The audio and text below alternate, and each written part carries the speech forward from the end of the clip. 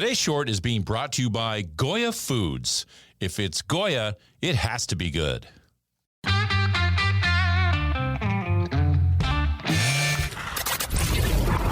Your daily game plan for success. It's Sachs in the Morning. Steve Sachs.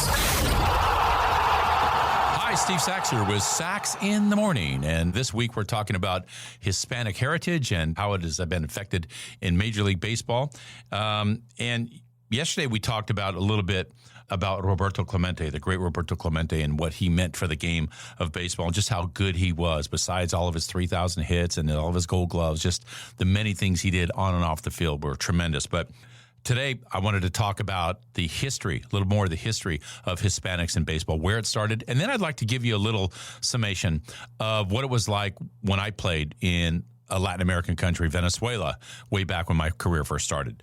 First of all, baseball was introduced to Latin America by Nasamio and Ernesto Guillo in 1864 in Cuba with the foundation of the Havana Baseball Club. Other Latino countries quickly picked up the game, with Mexico being introduced to it in 1882, Nicaragua in 88, and Venezuela started its own league in 1895.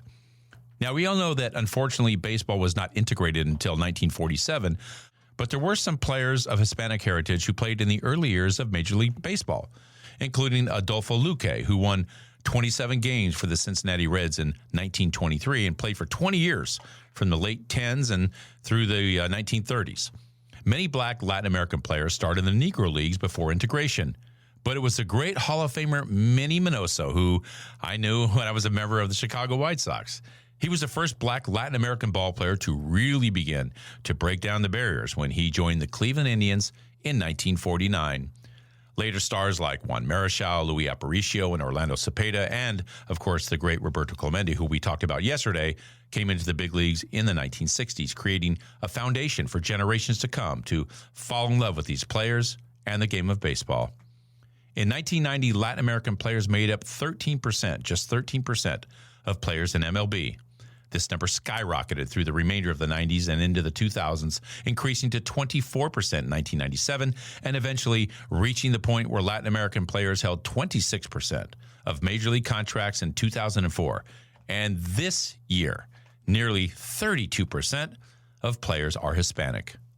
So when I look at this thing from all angles, I think how fortunate we are to have the influx of so many Latin American players. I can tell you, playing down in Venezuela, the fans are absolute fanatics. They just love the teams there.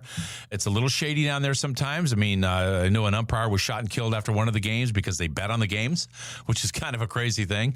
But the fanaticism, the passion for baseball is undeniable. I mean, if you look around in other countries, look at Cuba, where Yoenis Cespedes took a raft, risking his life to get out of Cuba because of the passion that he had for baseball to come to America and let his passion reign free, was willing to take that much of a chance. So if you look at the situation with all the Latin American players and what their contribution has meant to baseball, it's amazing, because a lot of the American players today are playing football or playing basketball. It has been really the Latin American community that keeps growing, that keeps the passion and the fervor alive. And that's why so many people are coming through the turnstiles. There's so many great talents from the Latin American countries, like Juan Soto or Albert Pujols from the Dominican Republic, who just hit his 700th home run. Yadier Molina, who is from Puerto Rico. Julio Urias from Mexico.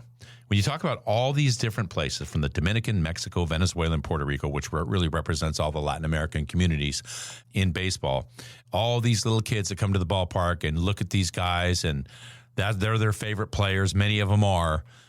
You never hear about the little kids talking about, oh, I wonder where he's from. They're just American players, man, and it's just baseball players. That's it. They're just baseball players, and they represent a big swath of great players in this great game, and that's my short for today. If you like what you heard, give us a positive review, subscribe, and share. Also, remember that the Sachs in the Morning swag is now available on my Instagram site. Go to SachsInTheMorning_podcast. You'll see it right there on the Instagram, and just hit the link. Everything's there: mugs, hats, tumblers, you name it. Take advantage of it.